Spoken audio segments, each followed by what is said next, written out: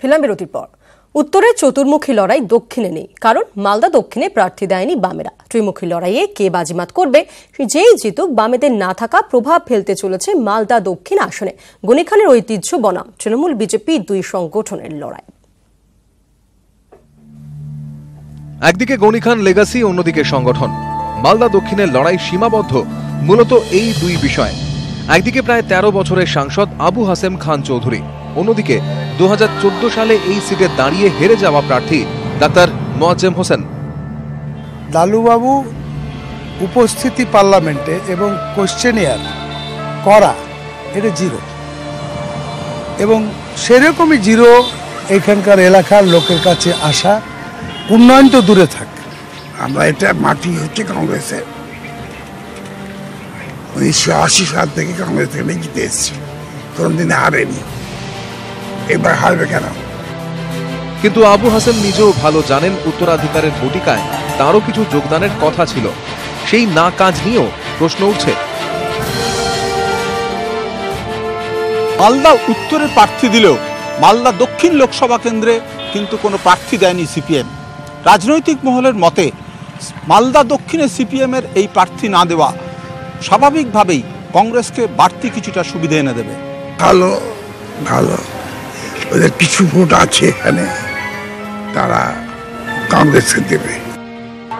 উল্টো থেকে গত লোকসভা ভোটে প্রায় 17.5% ভোট পাওয়া তৃণমূলের দাবি ভোট শেয়ার বাড়ছে দলের।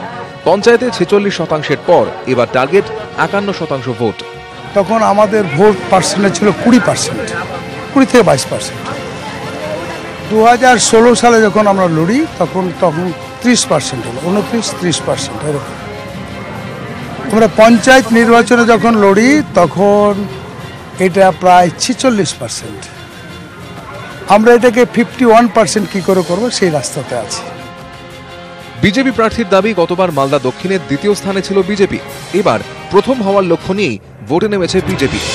বিশ্বাস করুন, শামশেরগঞ্জ আর সুজাপুর থেকে যে পরিমাণ সাপোর্ট আমি পাচ্ছি এটা অভূতপূর্ব, যেটা হয়তো আগামী দিনে আমাদেরকে প্রথম সারিতে নিয়ে যাবেন। বিজেপির এই দাবিও খুব একটা অমূলক নয়, কারণ মালদা দক্ষিণ লোকসভা কেন্দ্রের 7টি বিধানসভার একটি বৈষ্ণবনগর বিজেপির দখলে। ইংরেজবাজার বাম কংগ্রেস জোটের প্রার্থী জিতলেও পরে দল বদলে চলে যায় তৃণমূলে। দলবদল হয়েছে শামশেরগঞ্জ এবং মোথাবাড়ি বিধানসভাতেও। কংগ্রেস থেকে তৃণমূলে, মানিকচক, ফরাক্কা এবং সুজাপুর কংগ্রেসের দখলে। এখানে লড়াই মূলত কংগ্রেস এবং তৃণমূলের মধ্যে।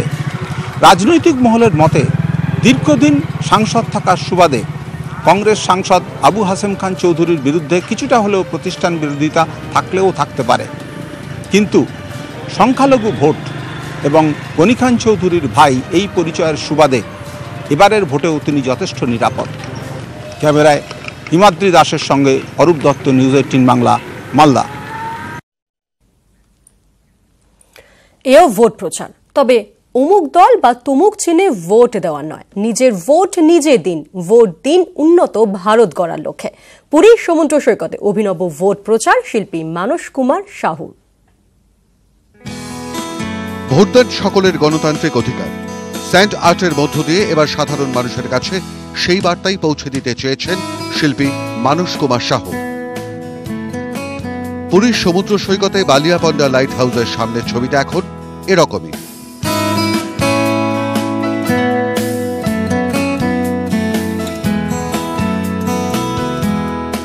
হাত পদ্ম, জোড়াফুল, সাইকেল, হাতি, শঙ্খ, ঝাঁটা, তীরধনুক সবই আছে, আর আছে उन्नत भारत गढ़ार डाक। इसी सोच के साथ हम लोगों ने ये स्कल्पचर किया है। 20 फीट लेंथ का ये स्कल्पचर है और 15 टन सैंड हम लोगों ने इसमें यूज़ किया है और 7 घंटे लगे हम लोगों को इसको करने के लिए। दिन भर रैली, रोड शो, सभा मंच থেকে রাজনৈতিক দরজা, কাদা ছোঁড়াছুঁড়ি। সপ্তদশ লোকসভা নির্বাচনের আগে প্রচার চিত্রটা এরকমই। তার মাঝেই ভোটারদের কাছে নিজের মতো করে ভোটদানের অভিনব আবেদন জানালেন শিল্পী মানস কুমার সাহু। নিউজ 18 বাংলা।